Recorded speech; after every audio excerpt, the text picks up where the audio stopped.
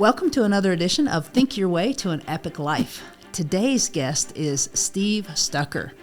Really doesn't need much of an introduction in New Mexico. However, if you're not from here, Steve has been our weatherman for 33 years at KKOB. He is a regular at the Albuquerque Balloon Fiesta and has the big hat with all the pins and the pins all over him. He's got a wonderful ministry called Beds for Kids, and he's retiring and going into full-time ministry. So really an interesting opportunity. Let's get to meet Steve. Today, we have literally a treasure in our state that is here with us today. It is my privilege and honor to introduce Steve Stucker to you. Thank you very much. Way too big of an intro, but I appreciate that. Oh, gosh. Thank you so much. No, it's true. I mean, it really is. You have had such a powerful impact on our state, not just Albuquerque, but the entire state. And so thank you for taking your time. Now people get to know who you are, what's going on with Steve. That's what today is. Another goal for today is that you give people some actionable steps, right? Here's some things that you can do if you don't like where your life is right now. I've been there, yeah. Okay, yeah. Good. Let's do it. So where did you grow up? Well, I was born and raised in Council Bluffs, Iowa. I avoid the term grew up because I really have never grown up. But I went to high school there and then took off to college in Maryville, Missouri, Northwest Missouri State University. Went back there to work for a little bit when I first got into radio, and have been in the Southwest for pretty much the 50 years since then. 50 years. Okay, so what brought you to Albuquerque? I moved here almost 40 years ago. This September will be 40 years ago in 1983. I got a job to start and build a brand new radio station. It was a brand new frequency that had been assigned by the FCC, and a fellow hired me. Ron Sack brought me out to Santa Fe. I was the first employee of the company, so I got to hire the staff and supervise, the building of the studios and pick the format and sign it on air and everything like that. Had never been to New Mexico, but interestingly enough, in Council Bluffs, Iowa, had always heard about it because I was big in Boy Scouts when I was a little kid. And my neighbors always went to Cimarron to go to the big Boy Scout camp. And it just sounded so exotic and so cool, and had no clue where it was. I mean, I had a beautiful family life growing up, but we didn't have $2 bills to stick together. Vacation was usually 30, 40 miles away to a camping trip. My joke was always, where are you going for vacation? I don't know. It depends where the car breaks down, because it usually would. We'd come home on the wrong end of a tow rope more often than not. But it was great. So for me to end up spending more of my life here than I did there has really been quite spectacular for me. And from the moment I came here, even for the interview, I've just been mesmerized by New Mexico. So is it truly the land of entrapment? Yeah, it goes from enchantment to entrapment, and it does take a while. And I always warn people, it's an acquired taste. It's not everybody's cup of tea right away. And for me, it was a pretty big adjustment, especially moving straight to Santa Fe. I mean, they call it the city different for good reason. And this was a long time ago, too. And I moved here from Texas. I wasn't a Texan. I love Texas. I was there for about 4 or 5 years with a radio job. But moving here from Texas at a time when the economy was really bad, and a lot of it was blamed on those Texans moving in and raising the prices on properties and things like that, it was a little bit interesting, but total culture shock. I didn't understand the language. Didn't really understand the importance of the culture. And so funny because in middle school, I had 2 years, maybe 3 years, we called it junior high back then, of Spanish. But I'm like, I'm this poor white kid in Iowa. What would I ever need to know Spanish for? So I was a total goof and an idiot. And all I ever learned was a killer impersonation of our Spanish teacher, Mr. Martinez. And the other teachers used to send me class to class to do my imitation of him. And I hardly learned anything at all. So, my idiocy started early in life and has stuck with me. But I'll never forget how, when I first started working in radio here, I started getting invited to do things, and I was hosting like a junior miss pageant at the old Sweeney Convention Center in Santa Fe. And these poor girls came up to me about a third of the way through with tears in their eyes. Please say our names right. I had no clue on the pronunciations, and I was just stumbling through them, and I understood then, this is important, and you got to get on it. So wow. It's been a crazy ride. Wow. Okay. So do you know any Spanish now? Avenidas de las Campañas to Calle de los Pinos Altos to Camino Agua Azul. That was directions to my home in Santa Fe when I lived there. But if you rip it off really quick, it sounds like you speak the language. And really don't. Maybe I'll have time to pick it up. But I like to think I'm pretty good with the names. I get a lot of compliments for the big birthday list of names that I do on air every morning. And when my subs fill in, they avoid that like the plague. Even the Hispanic friends and workers that I have don't like to do those names because they can be tricky. But I feel like I've picked up that part of it. So what about biblical names? A little bit. Biblical names. There's nobody still around to tell us we're saying it wrong. So if you just say it like with authority, right, then you're probably pretty good. Okay, good. I'm glad I got you on here just for that one tip. Okay, so you've said a lot. I'm trying to unpack just a little bit of it. You said that you grew up and you had a great life, but you didn't have $2 to rub together. And now you're in a life that you've got a couple of dollars to rub together. What happened? Oh my gosh, so much.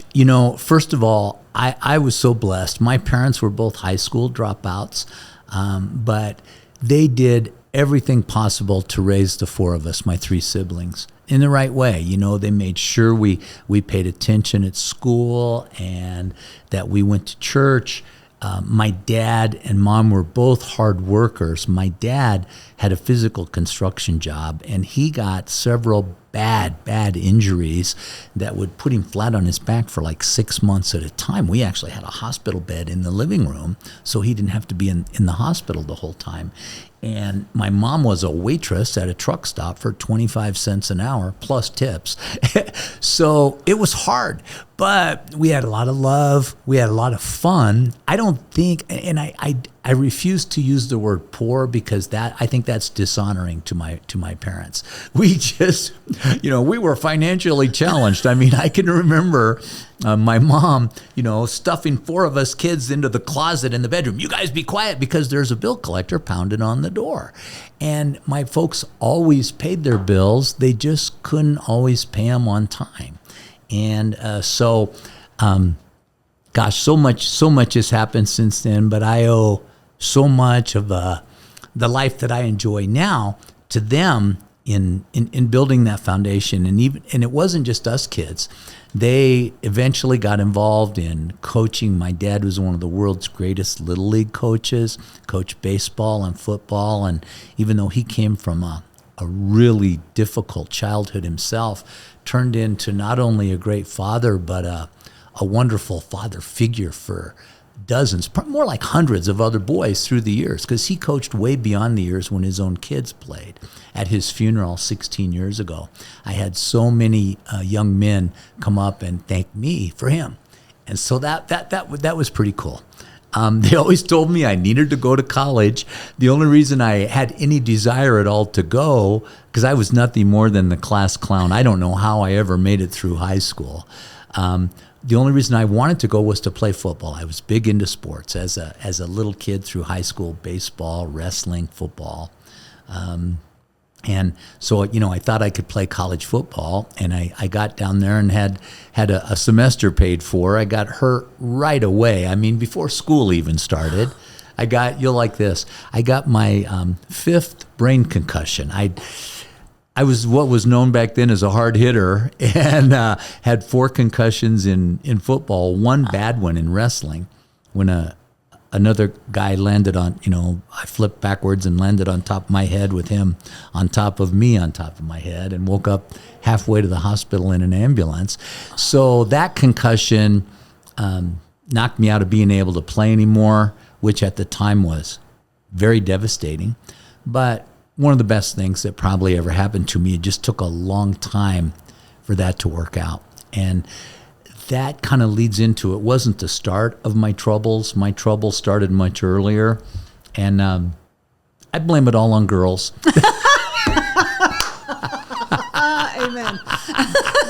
And the Monkees. I don't know if you're old enough to remember the band The Monkees, oh, yes. But they had a TV show, and boy, it was a big hit, The Rage, when I was in junior high school. And I think it was on Monday nights. And I'd be, going to school, and everybody's, did you see the show? No, I had a scout meeting. Well, what's wrong with you? And I went from being a pretty good by the rules kid all the way through elementary school to wanting to be cool and hip and part of the in crowd and everything in middle school.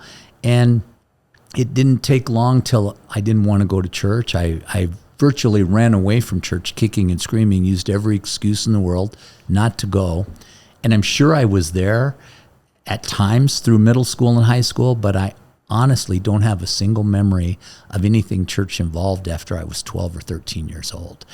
And not only that, but started to party as we called it. I think people still use that as a term. Verb. Yeah. It's a verb. Yeah. We're going to party. Yeah. Okay. And, it just started with, taking a few sips of beer. In middle school, actually started smoking pot. And this was a long time ago. And just little by little by little, without me even realizing it, it snuck up on me.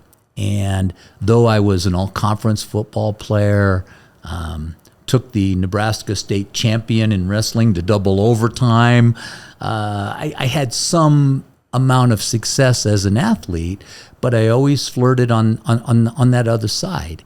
And by the time I graduated from high school, without me realizing it, started to work. I graduated a semester early, started working, and was drinking so much beer and other things by that time that if I didn't have 2 or 3 beers in me by 6:30 at night, I'd have a raging headache.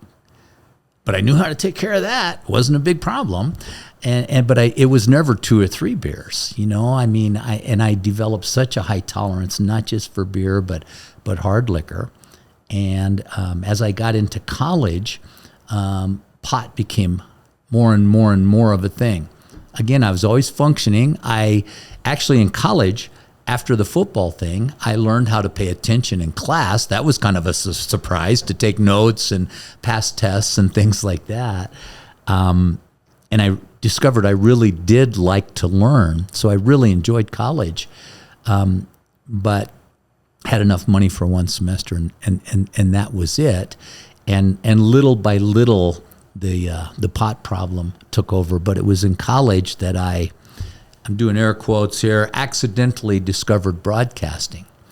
And that changed my life. And it was so interesting because all of my life as a little kid playing sandlot, baseball, or football with the other kids, I'd pretend to be the announcer, and Rusty hits a towering home run over the left field fence, I loved the crazy DJs, and I had a couple of really funny weathermen that I always loved and admired, but never entered my mind I could do that. I just came from this mindset that I'm going to, work in construction, or maybe get a great job and work for the railroad or something like that. I mean, even being a teacher seemed like something that was too high for me to aspire to. And I figured, I had no clue. You had to be a movie star or whatever. One of our local DJs that was very popular was Jimmy O'Neill, and he had come from Hollywood and had a TV show and things like that. So I just figured never entered my mind. And I stumbled across it in college, and boom, I've been bothering people electronically for almost 50 years now through radio and television. Wow. Okay. So you got your start in broadcast and the appetite for alcohol and drugs just went away? Oh, no. It actually intensified, Okay. as I got out of school, and I didn't finish school. I will tell you, I'm not a meteorologist. I, like Willard Scott, the late, great Willard Scott, I am a mediocritist. I'm a forecaster. I'm a translator. I take the 2 or 3 pages of scientific gobbledygook from the extremely intelligent forecasters at the National Weather Service, and I translate it into semi-understandable English, so we have an idea if it's going to rain or not. But as I started to do radio, and I got a full-time job offer the summer leading into my senior year. I think I had 30 credits left to graduate, maybe not even that many. And it's like, well, I got a full-time job. I have friends that have been out of school for 2 years and don't have full-time jobs. And I grabbed it. And it's like, I'll finish school. Well, 50 years later, I never did. But I started in radio, started a very small station in my hometown, Omaha area, and went to Texas, had some pretty good success there. And then that's really where the success went to my head and just started to take over functioning. I had employees. I moved from air personality to program manager, had a pretty good level of popularity in the community. And I used to think that, life's a party and I'm at almost every one of them. And, drinking and smoking pot and just living a rock and roll lifestyle that I thought was pretty cool and I was pretty enamored with. And didn't even realize that I was slowly but surely swirling down the toilet. And I went through a period after I came to Santa Fe. I had some bad things happen in Amarillo, but it's just part of the business. If you're in radio and television, there's 2 kinds of people, those who have been fired and those who will be. And a lot of times you don't have to do anything wrong. It could just be a personality conflict or a format change or whatever. It's a very sort of almost like a migrant community where you jump from job to job, city to city, hopefully moving up each time. Moved to Santa Fe to do the job we talked about. And probably had the best success of my career, and that just intensified the partying. And the record company guys would come in. Everybody wanted to visit Santa Fe. It was very hip and happening at that time, so they'd fly in from all over the country and take us out for dinner and drinks on their tab, and we could eat whatever we wanted and drink and all the other stuff. They'd fly us to concerts, and we got to go in limousines, and I mean, it was insane. And I look back now on that with a real good amount of embarrassment. When I meet people, I've been here 40 years, and when I meet people, they'll say, "Oh, I knew you back in Santa Fe at Q106. I kind of shrink down and like, how was I to you? Yeah. At the time, I would have told you, I'm a good guy. I'm a nice guy. I do things for other people. And I always wanted to be. I always tried to be. But as I look back, it was pretty much all about Steve and what I could do, what I could get, what I could have. And so kind of embarrassing, but fortunately for me, God will use our garbage and turn it into gold if we allow him to. And that's the process that I like to think I've been going through for probably the last 33, 34 years. So how did he get your attention? A girl. See, I got to blame the girls for going south. Oh, my goodness. I was briefly dating a young lady that was very beautiful, very brilliant, And we had just started dating, and she's like, "You want to go to church with me?" And I thought, no. and then I right away just silently thought, "Oh yeah, sure, that'll impress her, and then I'll get what I want, you know." And so I show up at church. It was Calvary of Albuquerque, Skip Heitzig. I had a lot of negative memories from church, and they were really unfair to the church. You know, looking back now that I'm a pastor and I see it through a different prism, but a lot of negative memories. And I sat in the back row, arms folded, ready to bolt out the door if anybody bugged me. I wasn't going to sign a card or raise my hand or be recognized or anything. And two things happened. First, the girl was very, very smart young lady. She dumped me about a week later. We're still friends all these years later, and have spoken, have shared my testimony in audiences where she and her husband, Lisa and Scott, are attending. And I always thank her because it was such a simple thing. Just ask somebody, "You want to go to church with me?" And as Christians, how seldom do we really do that? And yet it was so powerful. It wasn't anybody beating on the Bible. As a matter of fact, that would not have worked with me. I pushed them aside. I mean, my saying is that I always hated Jesus freaks, and now I am one. You know, and but that was really how it started. And a week or two later, Skip said some things that just made me think. And it was really cool because it was like a college lecture that I had enjoyed, and I learned. And I thought, I didn't know that, or I never thought of it that way. And little things started happening, and I'd go again a couple weeks later, and then I started going every week. And the next thing I realized, and I don't remember the timeline, a couple months later, maybe a little longer, it's like, I need to get back into my faith. I need to give my life to Christ. I had done that as a little boy. I think I was 8 years old, sitting in church with my mom, and I think she may still have the little 3x5 index card they had in the pews back then. And I wrote, "I love everybody, EVERBUDDY. I want to get baptized." And my mom talked to the pastor about it, and he said, "He's too young. We normally don't do kids this age because they don't really understand." He said, "But bring him in, and I'll talk to him." And after the meeting, he told my mom, he gets it. He understands what this is about, and I'm going to baptize him. So I was baptized at 8 and ran kicking and screaming from the church at 12. And here I am at 33 going, am I doomed? Am I cursed? Am I written out of this? Is it even possible for me to come back? So I was so torn and so embarrassed. I could not bring myself to walk forward, for an altar call.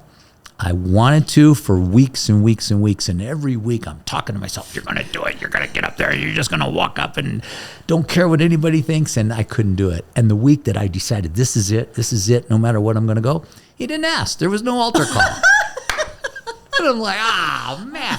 So I waited the next week, same thing, no altar call. And so I just kind of wandered up to the front by myself, and I went over to the little room where I'd seen other people go. And I said, I want to get right with God. And that was the start of all of it. Oof. So was it an immediate, you were completely different? Yes and no. I didn't realize it, but I think the iceberg example is so great. I had these mountainous problems on top, and I didn't realize there was a whole continent of issues below the surface that I was dealing with. And there was so much joy and recognition of being forgiven, even though I really found it hard to believe. I still do all these years later because I did so many wrong and bad things, even knowing that they were horrible. It's not. I shouldn't say I have trouble believing it. I believe it with all my heart, but I just have trouble believing the grace, the goodness that God does forgive us in spite of our horrible acts and mistakes. So that was really great. But I mean, Yeah, I was a slow learner. I mean, it was like, I lived with one foot on every side of both sides of the line. I mean, sometimes I'd go to church on Saturday night and then go to the bar afterwards looking for girls, and so, but the church they weren't, whatever you want, that's cool. They weren't like that, but they also weren't, you got to straighten up. I mean, I didn't realize how coarse, even filthy my language was. I had no idea how I sounded to other people. And they were gentle and accepting, and it little by little, some of the things I recognized and had to start working on. Other things just kind of melted away on their own. There's still a great big giant load of things. I mean, God's not done. I still have a lot of issues. Everybody I know does, but it's been just a great experience, and so I never forget that, and really enjoy trying to help other people either come into the faith or come back to the faith, because there's a lot of people that, for whatever reason, wandered away. It might just be selfishness like it was for me. People get hurt. They get bad experiences. They get treated poorly sometimes. Or in churches. In churches. By people at the top. Yeah. Oh, right? Yeah. So, all the way down the ladder. Don't judge Christ by Christians. Yeah, Pastor Skip always was really good at saying, hey, if you find a perfect church, please don't join because you'll ruin it. And so the old saying, my mom used to say it, that it's not a shrine for saints, it's a hospital for sinners. And I say, and not proudly, but Christianity eats its young. I mean, a lot of times we are our own worst enemy. And today, in this cancel culture with everything that's going on, it's real important that we focus on the love and the kindness. Jesus, look who he hung out with, and look who he was critical of. And the people that he had the harshest words for were the church people, not because they believed in God, but because they took God's word and used it wrongly and harshly and judgmentally against other people. But at the same time, Jesus didn't just relax his standards and say, hey, you do whatever you want to do. That's fine. Everybody gets into heaven. No, he said, it's a narrow gate. He said, no man comes to the Father except through me. And so I really feel that our job is to know who he was, know what he said, and not just know it, but then to learn to live it. I always say, learn it, love it, live it. And I believe that if we really do learn it, we will love it. Wasn't that way for me at the start. When I started reading the Bible, I'm like, whoa, wait a minute. Who is this Paul guy, and where does he get off telling me I can't do X, Y, Z? And it was very, very hard and very frustrating. But again, I had wonderful Christian mentors who said, hey, here's the context of this, and yes, it does mean that, but here's why. And it's like this thing we call the Bible is really a love letter from God that is designed to keep you from hurting yourself like you have been for the past 20 years. And another great thing I had was people helping me to understand. I have a very simple mind. I could blame the concussions, but I think I'm just kind of a nuts and bolts guy. But when I had trouble understanding stuff, this is so hard to grasp, it's so hard to believe. And they said, the key is to believe it. And once you do, then God will help you understand it. And I really see that to be true, that if we can accept on faith what he says, then he begins to open our eyes and to explain things to us, either through his word or through people that he puts in our pathway. So there is so much incredibly good content, and we really try to keep our podcast to under 30 minutes to respect your drive time. So we're going to do the second half of this a little bit later this week. So watch your inbox, subscribe, and that way it'll tell you when it comes out.